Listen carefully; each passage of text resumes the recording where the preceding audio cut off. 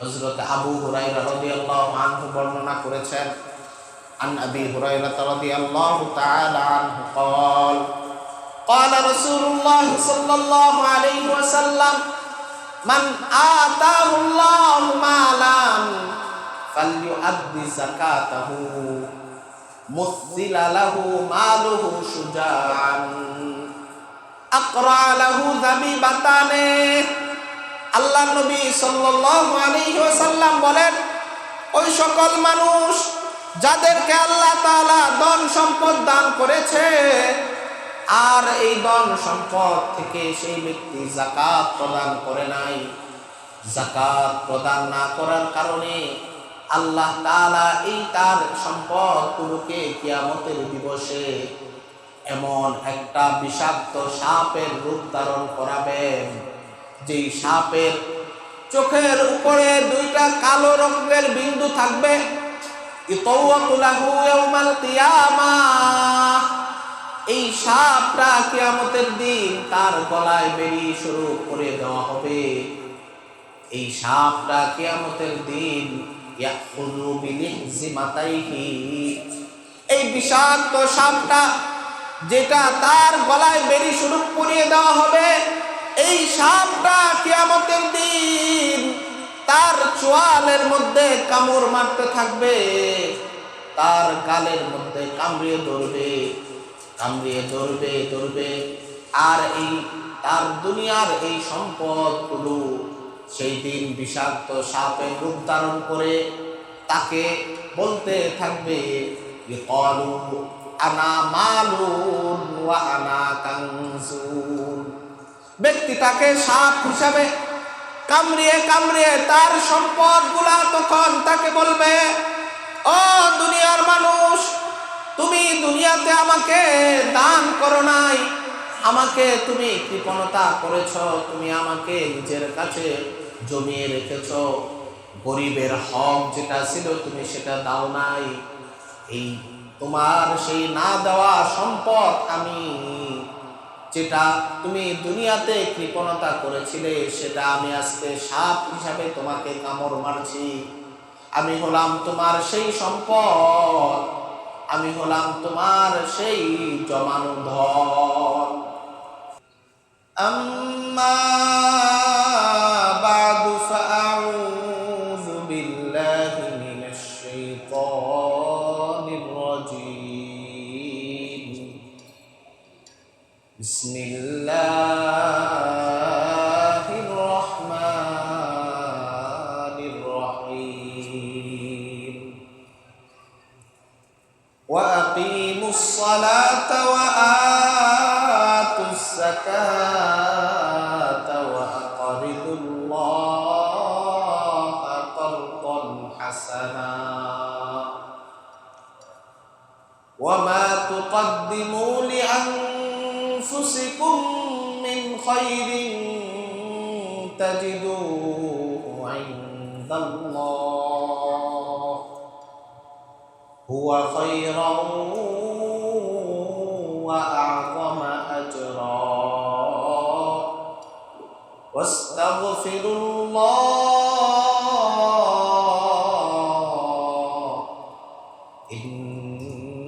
ইন্নাল্লাহা গফুরুর রহিম। وقال تعالى في آية آخر ولا يحسبن الذين يبخلون بما آتاهم الله من فضله هو خير لهم بل هو شر لهم سيطوقون ما بخلوا به يوم القيامة صدقت يا رب العالمين. وعن أبي هريرة رضي الله تعالى عنه قال قال رسول الله صلى الله عليه وسلم وسلم من آتاه الله مالا فليؤد زكاته مثل له ماله شجاعا أقرع له ذبيبتان يطوقه يوم القيامة يأخذ بذمتيه يعني بشدقيه يقول أنا مال أنا كنز أو كما قال النبي عليه الصلاة والسلام. وقال النبي صلى الله عليه وسلم إذا قام ليلة القدر إيمانا واحتسابا غفر له ما تقدم من ذنبه وما تأخر أو كما قال النبي عليه الصلاة والسلام. سبحانك لا علم لنا إلا ما علمتنا إنك أنت العليم الحكيم.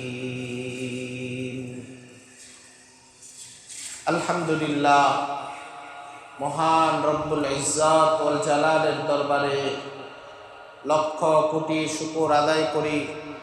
মহান মালিক আমাকে আপনাকে দয়া করে মায়া করে রোজা অবস্থায় সাইয়্যিদুল আইয়াম দিনের সর্দার পবিত্র এই জুমার দিনে আল্লাহ তাআলার মহান এক হুকুম, জুমার নামাজ আদায়ের লক্ষ্যে আল্লাহ তাআলার ঘর, দুনিয়ার সর্বশ্রেষ্ঠ জায়গা মসজিদে আসার মতো বসার মতো তৌফিক দান করেছেন। সবাই অন্তর থেকে জবান খুলে জোরে সুরে পড়ে আলহামদুলিল্লাহ। লক্ষ কোটি দুরূদ সালাম পেশ করছি হযরত আকায়ে নামদার হযরত মুহাম্মদুর রাসূলুল্লাহ সাল্লাল্লাহু আলাইহি ওয়াসাল্লামের আলিশান দরবারে। মুহতারাম মুআজ্জাজ মুসল্লিয়ানে কেরাম, আল্লাহ তাআলার মেহেরবানিতে আমাদের হায়াত রমাদানুল মুবারক পর্যন্ত বৃদ্ধি হয়েছে। আল্লাহ আমাকে আপনাকে এই রমাদানুল মুবারকের রহমতের দিনগুলো পার করার তৌফিক দান করেছেন। এখন মাগফিরাতের দিনগুলো চলতেছে, শেষ প্রান্তরে আমরা প্রায় চলে আসছি। আজকে রমাদানুল মুবারকের তৃতীয় জুমা। আগামী জুমা আসতে আসতে আর আমরা মাগফিরাতের দিন পাব না। এমনই এক মুবারক সময়ে আমাকে আপনাকে আসার পর্যন্ত তৌফিক দান করেছেন। আমরা আরো একবার শুকরিয়া আদায় করে বলি আলহামদুলিল্লাহ। মুহতারাম মুআজ্জাজ, আজকের জুমায় আমাদের আলোচ্য বিষয় থাকবে যাকাতের তাৎপর্য ও ফজিলত এবং ইতিকাফ এর ফজিলত সম্পর্কে। আমি আপনাদের সামনে পবিত্র কুরআনুল কারীমের সূরাতুল মুজাম্মিলের সর্বশেষ আয়াত তেলাওয়াত করেছি। এইদিকে সূরাতু আলে ইমরানের 18 নম্বর আয়াত তেলাওয়াত করেছি। আমার তেলাওয়াতকৃত উভয় আয়াতের মধ্যে আল্লাহ তাআলা আমাদের যে প্রথম আলোচ্য বিষয় যাকাত, এই সম্পর্কে আলোচনা করেছেন। দেখেন, আল্লাহ তাআলা এই দুনিয়াতে এমন একটা সিস্টেম চালু করেছেন আল্লাহ পৃথিবীর প্রতিটা মানুষকে এমনভাবে একটা সিস্টেমের মধ্যে আল্লাহ তাআলা দিয়েছেন যে প্রতিটা মানুষ একজন আরেকজনের মুখাপেক্ষী। একজন ধনী ব্যক্তি সে যেভাবে একজন শ্রমিকের মুখাপেক্ষী, একজন শ্রমিক যে কাজ করে সেও একজন সম্পদশালী ব্যক্তির দিকে মুখাপেক্ষী। আবার একজন অনেক সম্পদশালী ব্যক্তি সেও একজন সামান্য থেকে সামান্য যে কাজের লোক তার কাছে মুখাপেক্ষী। আল্লাহ দুনিয়ার সিস্টেমটা এইভাবে করেছেন। আল্লাহ দুনিয়ার সিস্টেমটা এইভাবে চালু করেছেন যে মানুষের সাথে যেন মানুষের একটা গভীর সম্পর্ক সৃষ্টি হয়। দুই দিক দিয়ে মানুষ বড় লোক হোক, তার সাথে যেন যারা নিম্ন শ্রেণীর মানুষ তাদের সম্পর্ক স্থাপন হয়। যারা নিম্ন শ্রেণীর মানুষ তাদের যেন বড় লোকের সাথে সম্পর্ক তাদের সাথে হয়। এই জন্য তাদের সাথে আল্লাহ তাআলা এই সিস্টেম চালু করেছেন। দেখেন, আল্লাহ তাআলা এই দুনিয়াতে মানুষের জন্য অপর দিক দিয়ে আল্লাহর নৈকট্য লাভেরও দুইটা মাধ্যম দিয়েছে। একজন মানুষ শুধুমাত্র যদি তার শারীরিকভাবে আল্লাহ তাআলার অনেক বন্দিগি করে, অনেক ইবাদত করে, সে সারাক্ষণ নামাজে লিপ্ত থাকে, সারাক্ষণ রোজা রাখে, সারাক্ষণ তাসবিহ তাহলিল আদায় করে, কিন্তু শারীরিক বন্দিগি ছাড়া অন্য যে বন্দিগি আছে এইগুলো সে আদায় করে না, লোকটা কিন্তু পরিপূর্ণ ইমানদার হইতে পারে। কেন? আল্লাহ তাআলা দুনিয়াতে যে সমস্ত ইবাদত আমার আপনার জন্য দিয়েছেন এগুলোকে আল্লাহ তাআলা শারীরিক, মালি এবং দৈহিক এই দিকগুলোতে আল্লাহ তাআলা ভাগ করে দিয়েছে। আমরা যেই সকল ইবাদত করি প্রত্যেকটা ইবাদত এই দুই প্রকারের কোনো এক প্রকারের মধ্যে। যেমন দেখেন, আমরা নামাজ আদায় করি, নামাজ আদায় করতে কি আমাদের কোনো টাকা পয়সা লাগে? কোনো টাকা পয়সা লাগে? লাগে না। আমরা রোজা রাখি, রোজা আদায় করতে কি আমাদের কোনো টাকা পয়সা লাগে? লাগে না। কিন্তু এই দুইটা আদায় করতে আমাদের শারীরিক কসরত হয়, শক্তি ব্যয় করতে হয়, শারীরিকভাবে কিছুটা কষ্টসাধ্য করতে হয়, ঠিক না? অপর দিকে দেখেন, আপনার এই যাকাত আল্লাহর পক্ষ থেকে একটা ফরজ বিধান। যাকাত আদায় করা, এটা আদায় করতে কোনো শারীরিক পরিশ্রম নাই, মাল দ্বারা আদায় করা যায়। আরেকটা ইবাদত আছে যেটাতে শারীরিক এবং দৈহিক দুইটা পরিশ্রমই করতে হয়, আর্থিক এবং শারীরিক দুইটা পরিশ্রমই আছে। সেটা হলো হজ করা। একজন মানুষ যদি আল্লাহ তাআলার এই ফরজ বিধান, হজের বিধানকে পালন করতে চায়, তার টাকাও খরচ হবে, তার শরীরের কষ্টও ব্যয় হবে। এখান থেকে আপনাকে মক্কায় যেতে হবে, তাওয়াফ করতে হবে, সাই করতে হবে, আবার যাওয়ার জন্য আপনাকে অর্থও ব্যয় করতে হবে। কথা বলেন ঠিক না? তো আল্লাহ যতগুলো ইবাদত দিয়েছেন এগুলো দুই ভাগে বিভক্ত। এক হলো আমার শারীরিক কসরতের মাধ্যমে আল্লাহর সন্তুষ্টি অর্জন করতে হবে। দুই নম্বর হলো আমাকে মাল ব্যয় করার মাধ্যমে, আমার অর্থ সম্পদ বিলীন করার মাধ্যমে আল্লাহর সন্তুষ্টি অর্জন করতে হবে। দেখেন মুহতারাম মুআজ্জাজ, একজন মানুষ যদি সারা জীবন ভর তার শারীরিক যে ইবাদত আছে সেই ইবাদতগুলো 100%, 100% সে ইবাদত করেছে, 1%ও তার কমতি নাই, কিন্তু লোকটা তার উপরে যে মালি ফরজিয়ত আল্লাহ তাআলার উপরে ছিল সেই মালের ফরজ সে আদায় করে নাই, লোকটা পরিপূর্ণ খাঁটি ইমানদার মুসলমান হিসাবে মৃত্যুবরণ করতে পারবে না। কেন?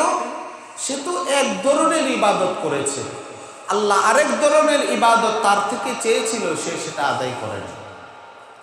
আপনার একজন ছেলে যদি এরকম থাকে, যেই ছেলে আপনার সব কথা শোনে, শুধুমাত্র 4-5টা কথা মানে না, এই ছেলেটাকে কি আপনি আপনার অনুগত্যশীল সন্তান বলবেন?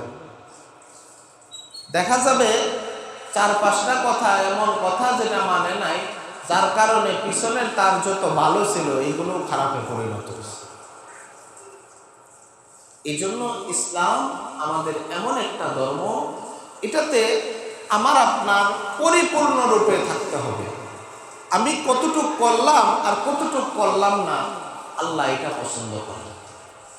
মুহতারাম মুআজ্জাজ, আমরা আজকে এমনই একটা মালি বিষয় আলোচনা করব, যেটা আল্লাহ তাআলার পক্ষ থেকে একজন বিত্তশীল মানুষের উপরে ফরজ করা হয়েছে।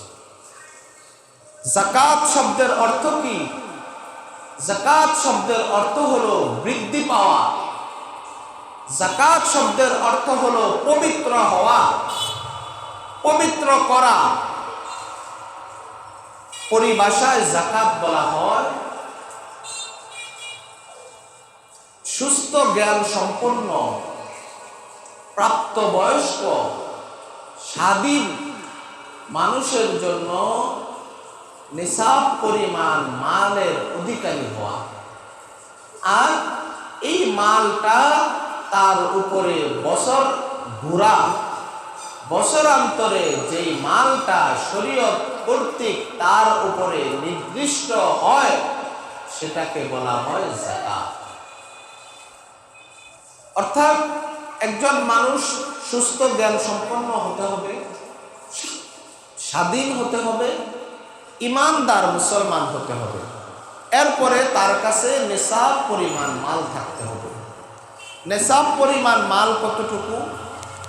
একজন মানুষের কাছে যদি শুধুমাত্র স্বর্ণরূপা থাকে, স্বর্ণরূপা থাকলে 7.5 তোলা, যেটাকে 88 গ্রাম বলা হয়। আর যদি শুধুমাত্র রূপা থাকে তাহলে 52.5 তোলা, যেটাকে 613 গ্রাম বলা হয়। এই 613 গ্রাম পরিমাণ রূপা অথবা 88 গ্রাম স্বর্ণ, 7.5 তোলা, এটা যদি কোনো ব্যক্তির কাছে থাকে তাহলে তার উপরে যাকাত ফরজ হয়। এই সম্পদটা কিরকম থাকতে হবে? সম্পদটা থাকতে হবে তার 1 বছরের সংসার পরিচালনার পরে, তার দৈনন্দিন জীবন চলার পরে এই সম্পদটা হতে হবে উদ্ধৃত, যেটা তার এই 1 বছরে তার সংসার চালাইতে তার প্রয়োজন পড়ে না। সেটা ব্যবসায়ের মূলধন হতে পারে, অথবা আপনার এমন কোনো টাকা যেটা আপনি জমিয়ে রেখেছেন সেটা হতে পারে। এরকম এই টাকা যেটা আপনার সংসার পরিচালনায় লাগে না, এই উদ্ধৃত টাকাটা 1 বছর যদি আপনার কাছে থাকে আর তার পরিমাণ হয় এই 7.5 তোলা স্বর্ণের সমপরিমাণ, অথবা রূপা থাকলে 52.5 তোলা রূপা। আর যদি দেখা যায় যে স্বর্ণও আছে কিছু, রূপাও আছে কিছু, সাথে কিছু নগদ টাকাও আছে, তখন গিয়ে হিসাবটা হবে রূপার হিসাব। 52.5 তোলা রূপার মূল্য সমপরিমাণ অর্থ। এখন আপনাকে এটা হিসাব করবেন কিভাবে? এই 1 ভরি স্বর্ণ আপনার কাছে আছে, 1 ভরি স্বর্ণের কত দাম? আপনার কাছে 5 ভরি রূপা আছে, এই 5 ভরি রূপার কত দাম? আপনার কাছে 30,000 টাকা আছে। এই স্বর্ণের মূল্য, রূপার মূল্য, আর হলো আপনার কাছে এই নগদ টাকা, এই 3টাকে একত্র করার পরে যদি দেখা যায় যে 52.5 তোলা রূপার যে দাম আছে এই দামের চাইতে বেশি হয়েছে অথবা সমপরিমাণ হয়েছে, আর এই টাকাটা আপনার কাছে 1 বছর পরিমাণ সময় রয়েছে, তাহলে বুঝতে হবে লোকটার উপরে যাকাত ফরজ হয়ে গিয়েছে। কথা ক্লিয়ার হয়েছে আপনাদের? বুঝতে পেরেছেন? 1 বছর যাইতে হবে, আর সম্পদটা হইতে হবে তার এই যে সংসার পরিচালনার মধ্যে থেকে উদ্ধৃত, সংসার পরিচালনায় লাগে না। এখন একজনের অনেক টাকা ইনকাম, অনেক টাকা আসে, কিন্তু সেটা তার সারা বছর সংসার চালাইতে লেগে যায়, সংসার অনেক বড়, তার উপরে কিন্তু যাকাত আসে। অপরদিকে একজন মানুষ একেবারে দরিদ্র, তার অনেক খারাপ অবস্থা, কিন্তু কোনো কারণে সে কিছু টাকা একত্রে পেয়েছিল, সেটা 70,000 থেকে উপরের দিকে যত হইতে পারে। বর্তমানে রূপার মূল্য বিবেচনা করলে দেখা যায় মোটামুটি 65 থেকে 70,000 টাকার মধ্যে হইলেই একজনের উপরে যাকাত ফরজ হয়ে যায়। এই টাকাটা সে কোনো একটা সমিতিতে জমিয়ে রেখেছে, অথবা কোনো একটা ব্যাংকে ফিক্সড ডিপোজিট করে রেখেছে, অথবা কাউকে সে এটা দার হিসাবে দিয়ে রেখেছে, তার কাছে এই পরিমাণ টাকা আছে। লোকটা কিন্তু দরিদ্র, তার সংসার চলে না এরকম অবস্থা, সে দিন আনে দিন খায়, কিন্তু কোনো কারণে এই পরিমাণ টাকা তার কোথাও জমানো আছে। এই লোকটার উপরেও এই টাকার যাকাত ফরজ হয়ে যাবে। কেন? এই টাকা তো আর সে সারা বছর ব্যবহার করছে না, তার ব্যবহার করার প্রয়োজন হচ্ছে না। যদি প্রয়োজন হইতো তাহলে তো সে এটাকে আর অন্য জায়গায় জমায় রাখতো না। এই জন্য এরকম সম্পদ যদি থাকে, এটা একটা সাধারণ উদাহরণ দিলাম, আপনারা আপনাদের সবার সাথে ফিট করে নেবেন যে কার কোন ধরনের সম্পদ আছে। প্রয়োজনে বিজ্ঞ একজন উলামা হযরতের সাথে পরামর্শ করে আপনারা এটা ঠিক করবেন। মুহতারাম মুআজ্জাজ, যে কথা বলতেছিলাম, এই যাকাত আল্লাহ তাআলার উপর থেকে বান্দার উপরে ফরজ করা হয়েছে। যাকাতের দ্বারা মানুষের সাথে মানুষের সম্পর্ক সৃষ্টি হয়। যাকাতের দ্বারা মানুষের সাথে আল্লাহর সম্পর্ক সৃষ্টি হয়। দুইটা লাভ। একটা হলো এই যাকাত আদায় করার মাধ্যমে, ওই যে বললাম আগে, আল্লাহ তাআলা দুনিয়ার সিস্টেম চালু করেছেন, একজনের সাথে আরেকজনের সম্পর্ক সৃষ্টি করে। যাকাত আদায় করার দ্বারা ধনাঢ্য ব্যক্তি, এই বিত্তশীল ব্যক্তির সাথে যে ব্যক্তি যাকাত গ্রহণ করতে পারে, দরিদ্র যে ব্যক্তি যাকাত নিতে পারে, তার সাথে ওই ব্যক্তির সম্পর্ক স্থাপন হয়। অপরদিকে এই যাকাত দেওয়ার কারণে ব্যক্তির সাথে আল্লাহর সম্পর্ক সৃষ্টি হয়। সুবহানাল্লাহ। মুহতারাম মুআজ্জাজ, যাকাত হলো আল্লাহ তাআলার পক্ষ থেকে দেওয়া একটা ফরজ বিধান। একদিকে আল্লাহ তাআলা বান্দার উপরে যাকাত দেওয়াকে ফরজ করেছেন, অপরদিকে আল্লাহ তাআলা এই যাকাতের দ্বারা বান্দাকে সওয়াব দেওয়ার কথা ঘোষণা করেছেন। আল্লাহ তাআলা ঘোষণা করে দিয়েছেন, নবী পাক সাল্লাল্লাহু আলাইহি ওয়াসাল্লাম আমাদেরকে শুনিয়ে গিয়েছেন, একজন ব্যক্তি যখন তার যাকাতের অর্থ একজন দরিদ্র ব্যক্তির হাতে পৌঁছে দেয়, আল্লাহ নবী বলেন ওই বিত্তশীল ব্যক্তির সম্পদটা একজন দরিদ্র ব্যক্তির হাতে পৌঁছার আগেই তার এই সম্পদটা আল্লাহ তাআলার হাতে পৌঁছে যায়। কোথায় পৌঁছে? আল্লাহ তাআলার হাতে পৌঁছে। আপনি এই টাকা দিচ্ছেন, আপনি মনে করবেন না এই টাকা আমি আরেকজনকে দিলাম, না না, বরং এই টাকা আপনি আল্লাহকে দিয়েছেন। আল্লাহ নিজে দরিদ্র ব্যক্তির জন্য চেয়েছেন।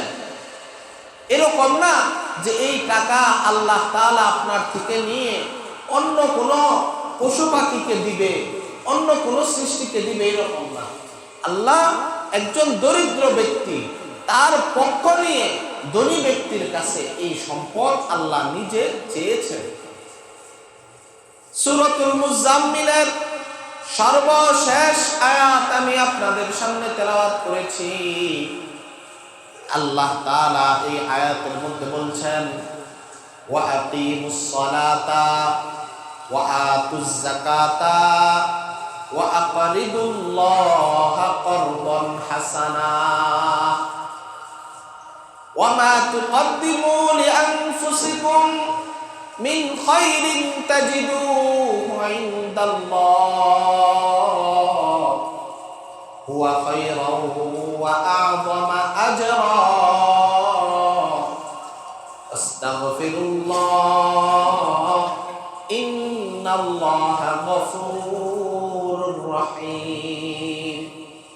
আল্লাহ তাআলা বলেন, ওয়া আকিমুস সালাতা ওয়া আতুজ যাকাহ, তোমরা নামাজ কায়েম করো এবং তোমরা যাকাত আদায় করো। ওয়া আকরিদুল্লাহা করদান হাসানা, তোমরা আমাকে করজে হাসানা দাও, করজে হাসানা তোমরা আমাকে দাও। আল্লাহ নিজে চাইছেন যে তোমরা আমাকে টাকা ধার দাও, উত্তম ঋণ আমাকে তোমরা দাও। আর উত্তম ঋণ আমাকে কেন দিবে? আল্লাহ বলেছেন এই টাকা আমি নিব না, এটা আমি দরিদ্র ব্যক্তির জন্য চেয়েছি। তোমরা আরেকজন দরিদ্র ব্যক্তি যার প্রয়োজন তাকে যখন কিছু টাকা তোমরা কর্জা দিবে, তাকে যখন কিছু টাকা তোমরা ধার দিবে, তোমরা মনে করবে এই টাকা আমি আব্দুর রহমানকে ধার দেই নাই, এই টাকা আমি আব্দুল্লাহকে ধার দেই নাই, এই টাকা আমি অমককে ধার দেই নাই, বরং এই ধার আমি দিয়েছি আল্লাহ তাআলাকে। আমাদের সমাজে একটা সময় এই যে কর্জ দেওয়ার কথা ছিল, আল্লাহর গজব আমাদের সমাজে আসছে, সুদ। এই সুদ আসার কারণে এই কর্জ ব্যবস্থাটা পরিপূর্ণরূপে উঠে গিয়েছে। একটা সময় সমাজ চলতো এরকম ভাবে, আজকে অমুকের মেয়ের বিয়ে, সে তার এখন টাকার প্রয়োজন, আরেকজন বিত্তশীল ভাইয়ের কাছে যাইতো যে ভাই আজকে আমার মেয়ের বিয়ে, আমাকে কিছু টাকা হাওলাত দেন। বলতো ঠিক আছে, তোমার প্রয়োজন তুমি নিয়ে যাও, আমাকে অমক তারিখের মধ্যে আমার টাকাটা পরিশোধ করে দিও। সমাজে এক সময় এই ব্যবস্থা ছিল, কিন্তু ঘটনা কি হয়েছে, যে ব্যক্তি টাকা নেয় সেও ঠিক মতো তার ঋণ পরিশোধ করে না, তার কথা ঠিক রাখে না। আর যেই ব্যক্তিরা ধার দিত বিত্তশীল, তাদেরকে শয়তানে ধোঁকা দিয়েছে, তারা শয়তানের ধোঁকা পড়ে গিয়েছে। এখন তারা মনে করে যে আমি যেহেতু একটু ধার দিবই, তাহলে এটা থেকে যদি আমি কোনো রকম কিছু লাভ করতে পারি, এটা আমার জন্য ফায়দা হবে।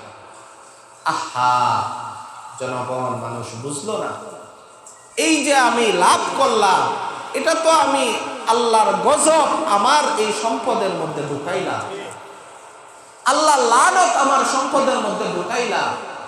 সুদকে তো আল্লাহ তাআলা হারাম করেছেন, এই হারামটা আমি আমার সম্পদের মধ্যে ঢুকাইলাম। পক্ষান্তরে আপনি যদি এই লাভের চিন্তাটা না করে ওই ভাইকে আল্লাহর সন্তুষ্টির জন্য এই কর্জ দিয়ে দিতেন, আপনার এই সম্পদের মধ্যে আল্লাহর পক্ষ থেকে এমন বরকত আসতো যেটা দুনিয়াতেও আপনি টের পাইতেন, আর আখিরাতেও এটা আপনার নাজাতের জরিয়া হয়ে যেত। কিন্তু আমাদের সমাজে এখন যদি কেউ কারো কাছে ৫,০০০ টাকাও চায়, বলে যে ভাই কত লাভ দিবা, কবে দিবা।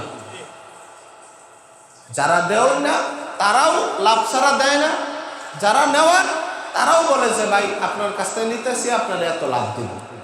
কেন কেন?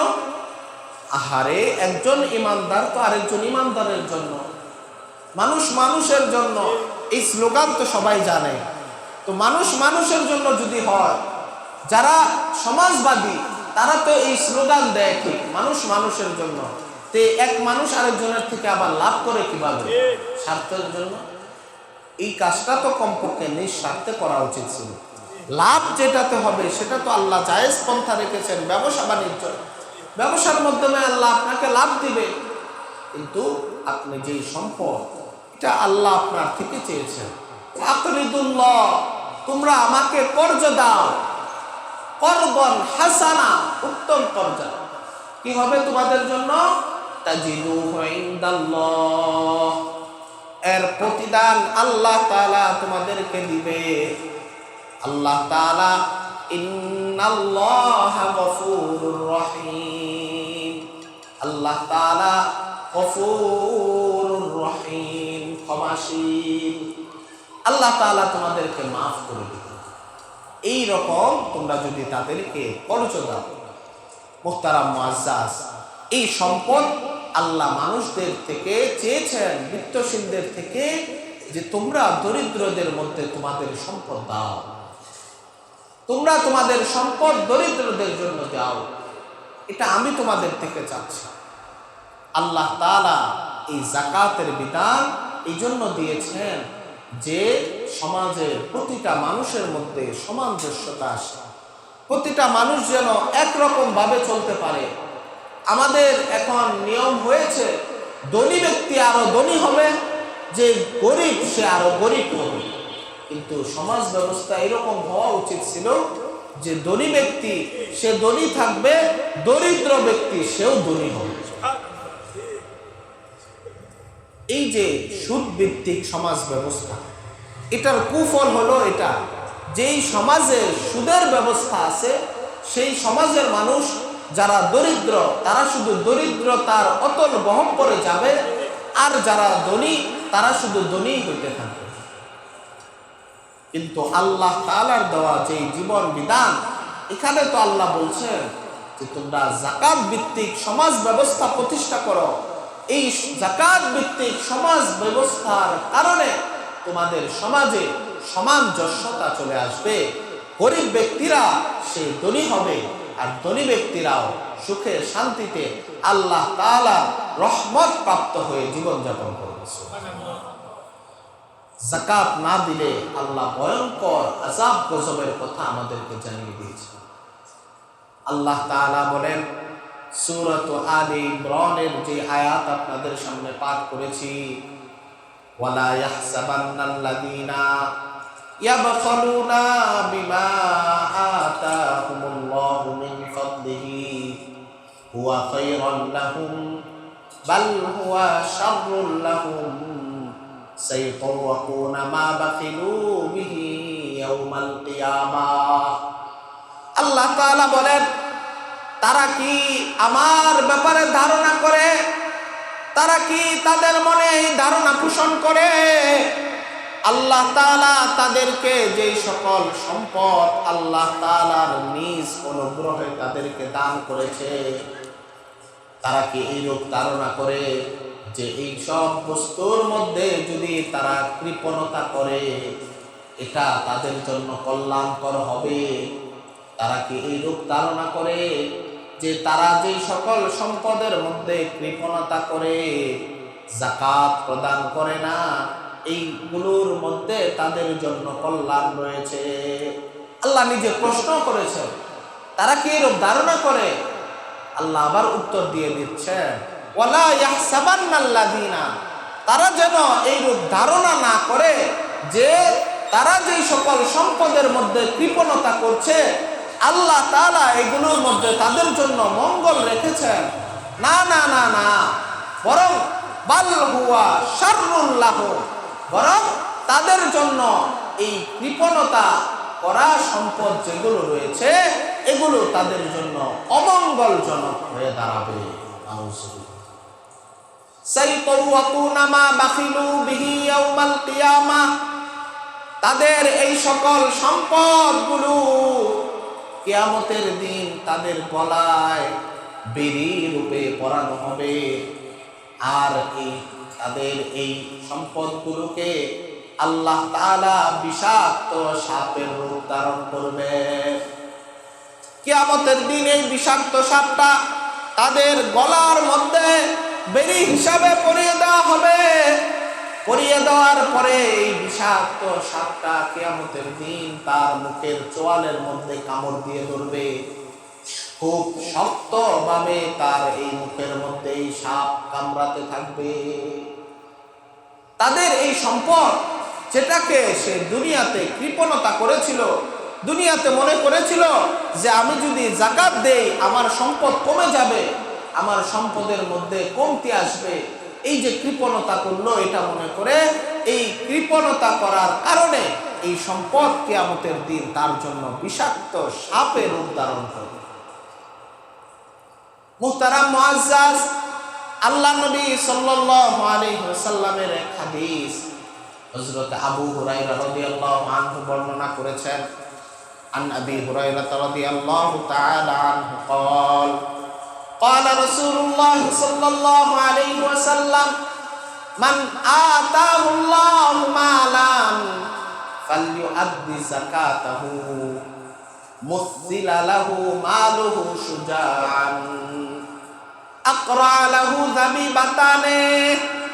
আল্লাহ নবী সাল্লাল্লাহু আলাইহি ওয়াসাল্লাম বলেন, ওই সকল মানুষ যাদেরকে আল্লাহ তাআলা ধন সম্পদ দান করেছে, আর এই ধন সম্পদ থেকে সেই ব্যক্তি যাকাত প্রদান করে নাই, যাকাত প্রদান না করার কারণে আল্লাহ তাআলা এই তার সম্পদগুলোকে কিয়ামতের দিবসে এমন একটা বিষাক্ত সাপের রূপ ধারণ করাবেন, যেই সাপের চোখের উপরে দুইটা কালো রঙের বিন্দু থাকবে। ইতাওয়াতু লাহু ইয়াউমাল কিয়ামাহ, এই সাপটা কিয়ামতের দিন তার গলায় বেড়ি শুরু করে দেওয়া হবে। এই সাপটা কিয়ামতের দিন ইয়াখুযু বিলিহজিমাতাইহি, এই বিষাক্ত সাপটা যেটা তার গলায় বেড়ি শুরু করিয়ে দেওয়া হবে, এই সাপটা কিয়ামতের দিন তার চোয়ালের মধ্যে কামড় মারতে থাকবে, তার গালের মধ্যে কামড়িয়ে ধরবে, কামড়িয়ে ধরবে ধরবে, আর এই তার দুনিয়ার এই সম্পদগুলো সেই দিন বিষাক্ত সাপের রূপ ধারণ করে তাকে বলতে থাকবে, ক্বালু আনা মালুন ওয়া আনা কানজুন। ব্যক্তিটাকে সাপ হিসাবে কামড়িয়ে কামড়িয়ে তার সম্পদগুলা তখন তাকে বলবে, ও দুনিয়ার মানুষ, তুমি দুনিয়াতে আমাকে দান করো নাই, আমাকে তুমি কৃপণতা করেছ, তুমি আমাকে নিজের কাছে জমিয়ে রেখেছ, গরিবের হক যেটা ছিল তুমি সেটা দাও নাই, এই তোমার সেই না দেওয়া সম্পদ আমি, যেটা তুমি দুনিয়াতে কৃপণতা করেছিলে, সেটা আমি আজকে সাপ হিসাবে তোমাকে কামড় মারছি। আমি হলাম তোমার সেই সম্পদ, আমি হলাম তোমার সেই জমানো ধন। এই কথা এই বিষাক্ত সাপে বলতে থাকবে। কত কঠিন কথা! আপনার এই সম্পদ আপনার জন্য সেই দিন কাল হয়ে দাঁড়াবে, আপনার জন্য না দুজকের কারণ হবে, জাহান্নামের কারণ হবে। এই জন্য ভাইরা আমার, এটা গরিবের হক, এটা আমি আর আপনি রাখার কোনো যুক্তিকতা নাই। আল্লাহ কত বেশি চেয়েছেন না, অল্প চেয়েছেন আপনার থেকে, শতে মাত্র 2.5%, বাকি 97.5% আপনার জন্য। এই টাকাটাই এরকম যেটা আপনার কোনো প্রয়োজন পড়ে না, আপনি জমিয়ে রেখেছেন। দেখেন, যদি আল্লাহ বলতেন যে তোমার হাড় ভাঙ্গা পরিশ্রমের টাকার থেকে তুমি দিবা, এটা আপনারা বলতে পারতেন যে এই টাকা আমি কেন দিব। এটা আপনার হাড় ভাঙ্গা পরিশ্রম না, এই টাকাটা আপনার জমানো, আপনার লাগে না, আপনার উদ্ধৃত টাকা, এখান থেকে সামান্য পরিমাণ আল্লাহ দিতে বলেছেন। আমি আর আপনি যদি এইটাও না দেই, তাহলে আমার থেকে বদবখত, আমার থেকে দুর্ভাগার কে হবে? মুহতারাম, এই জন্য যাকাতের এই বিধানকে প্রতিষ্ঠা করতে হবে। যাকাত কাদেরকে দিব এই প্রসঙ্গে আসি। যাকাত আল্লাহ তাআলা দেওয়ার জন্য 8 শ্রেণীর মানুষদের কথা বলে দিয়েছে। কোরআনের আয়াতে সরাসরি তাদের কথা উল্লেখ আছে। লিল ফুকারাইল মুহাজিরিন আল্লাযীনা উখরিজু আল্লাযীনা ইউনফিকুনা আমওয়ালাহুম বিল-লাইলি ওয়ান-নাহারি সিররা। আল্লাহ তাআলা কোরআনের এই সকল আয়াতের মধ্যে তাদের 8 শ্রেণীর কথা বলে দিয়েছেন যে তাদেরকে এই যাকাত প্রদান করতে পারবে। এদের মধ্যে রয়েছে কারা কারা? মিসকিন, দরিদ্র ব্যক্তি, তারপরে যারা ইসলামের জন্য জিহাদ করছে, যারা দ্বীনের পথে রয়েছে, তারপরে যারা আল্লাহ তাআলার রাস্তায় মুসাফির অবস্থায় রয়েছে, তারপরে যে সকল মানুষ তারা মুআল্লাফাতে কুলুব, এই সকল মানুষ, আরো বিভিন্ন রকম শ্রেণী আছে। এগুলো আপনারা উলামায়ে কেরামদের থেকে বিস্তারিত জেনে নেবেন। এই 8 ধরনের মানুষকে আপনি যাকাত দিতে পারবেন। বলতে পারেন এদের মধ্যে আপনারা যে বলেন মাদ্রাসার লিল্লাহ ফান্ডে যাকাত দিতে, লিল্লাহ ফান্ডের কথা তো নাই, লিল্লাহ ফান্ডের কথা নাই। তবে লিল্লাহ ফান্ডের কথা আল্লাহ তাআলা অন্য জায়গায় উল্লেখ করে দিয়েছেন। আল্লাহ তাআলা অন্য আয়াতের মধ্যে বলে দিয়েছেন যে তোমরা তোমাদের যাকাত আদায় করবে এমন জায়গায়, যেই জায়গায় যাকাত আদায় করলে তোমাদের জন্য বেশি কল্যাণ রয়েছে, তোমাদের জন্য বেশি কল্যাণ। উহসিরু ফি সাবিলিল্লাহ, যে সকল মানুষেরা আল্লাহ তাআলার দ্বীন শিক্ষা করার কাজে, আল্লাহ তাআলার দ্বীনি কাজে যে সকল মানুষেরা আবদ্ধ রয়েছে, সেই সকল মানুষদের জন্য তোমরা যাকাতের অর্থ ব্যয় করবে। এটাতে তোমাদের জন্য 2টা লাভ। একটা হলো তোমরা তাদেরকে যাকাত আদায় করলে যেভাবে তোমাদের যাকাত আদায় হবে, আরেকটা হলো আল্লাহর দ্বীন, আল্লাহ তাআলার দ্বীন দুনিয়াতে রক্ষার জন্য যারা পরিশ্রম করছে তাদের জন্য সহায়তা করা হবে। যেহেতু আমরা এই রমাদানুল মুবারকে অধিক সওয়াবের আশা এই রমাদানে আমরা যাকাত আদায় করি, এই জন্য আপনাদের সামনে এই যাকাতের আলোচনাটা করা হইল। আল্লাহ তাআলা আমাদের সবাইকে পরিপূর্ণরূপে যাকাতের এই বিধান বাস্তবায়ন করার তৌফিক দান করুন। আমরা দেখেন নামাজের ব্যাপারে সবাই সচেষ্ট, অথচ আল্লাহ কোরআনে যেখানে নামাজের কথা বলেছেন সাথে যাকাতের কথা বলেছেন, এরকম মোট 28 জায়গায় আল্লাহ নামাজের সাথে যাকাতের কথা উল্লেখ করেছেন। ওয়াকিমুস সালাহ ওয়া আতুজ যাকাত, নামাজ যাকাত, নামাজ যাকাত, এরকম 28 জায়গায় পুরা কোরআনে আল্লাহ 32 জায়গায় এই যাকাত দেওয়ার কথা বলেছেন। কম না, 32 জায়গায়। এই ব্যাপারটা ছোট করে দেখার কোনো সুযোগ নাই। আল্লাহ তাআলা আমাদের সবাইকে এই বিধান পরিপূর্ণ বাস্তবায়ন করার তৌফিক দান করুন। মুহতারাম মুআজ্জাজ, আরেকটা বিষয় বলে দেই, সেটা হলো ইতিকাফ। ইতিকাফ রমাদানুল মুবারকে আমরা 20 তারিখ অর্থাৎ 21 তারিখ শুরু হওয়ার আগেই, 20 তারিখ সূর্য ডোবার আগে আগে মসজিদে এসে অবস্থান করতে হয়। এটা হলো ইতিকাফে সুন্নতে মুআক্কাদা কিফায়া। এটা এরকম একটা ইতিকাফ। এই ইতিকাফের আরো শ্রেণী আছে, ওয়াজিব ইতিকাফ, নফল ইতিকাফ। কিন্তু আমরা যে রমাদানুল মুবারকের শেষের দশকে বসি, এটা সুন্নতে মুআক্কাদা কিফায়া। কোনো মহল্লায় যদি একজন মানুষও ইতিকাফ না করে তাহলে সবাই গুনাহগার হবে। কিন্তু সবার পক্ষ থেকে যদি 1 জন 2 জন 5 জন ইতিকাফ করে মসজিদে, সবাই গুনাহ থেকে মুক্ত থাকতে পারবে। এই জন্য আগামী জুমার আগেই যেহেতু আমাদের এই ইতিকাফ করার সময়টা শুরু হয়ে যাচ্ছে, এই জন্য ইতিকাফের কথাটা আপনাদেরকে একটু বলে দিচ্ছি। এই ইতিকাফ যেই ব্যক্তি করবে তার জন্য আল্লাহ অনেক ফজিলত রেখেছে।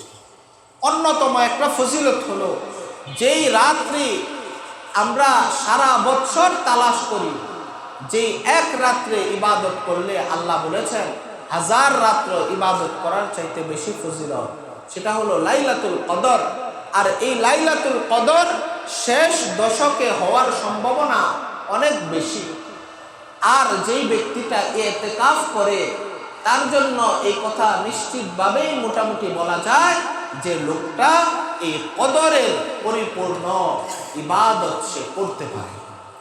কারণ আমরা তো প্রতিদিন বাহিরে থাকলে করতে পারি না, একদিন করি, হয়তোবা এই দিন কদর নাও হইতে পারে, অথবা যেই দিন করেছি সেই দিন কদর হয়েও যাইতে পারে। কিন্তু দেখেন যেই ব্যক্তি 10 দিন বড়াই মসজিদে আছে, সে সবসময় জিকির, তাসবিহ, তাহলিল, নামাজ, আল্লাহ তাআলার কালামুল্লাহ শরীফের তেলাওয়াতে লিপ্ত আছে, তার জন্য এই লাইলাতুল কদর প্রাপ্ত হওয়া বেশি সহজ।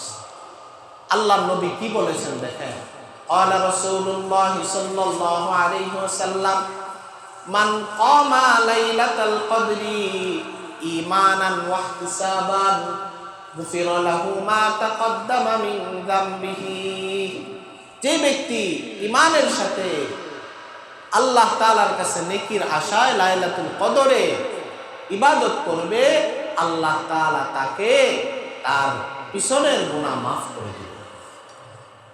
মা তাকদ্দামা মিন যামবিহি, সামনের গুনাহ আল্লাহ তাআলা মাফ করে দিবেন। মুহতারাম, এই জন্য ইতিকাফ করলে এই কদর পাওয়ার সম্ভাবনা বেশি। আমরা সবাই চেষ্টা করব যেন এই লাস্টের দশকে ইতিকাফ করতে পারি। আল্লাহ তাআলা আমাদের সবাইকে তৌফিক দান করুন। ওয়া আখির দাওয়ানা আনিল হামদুলিল্লাহি রাব্বিল আলামিন। যারা সুন্নাত পড়ি নাই 4 রাকাত ক্বাবলা জুমা সুন্নাত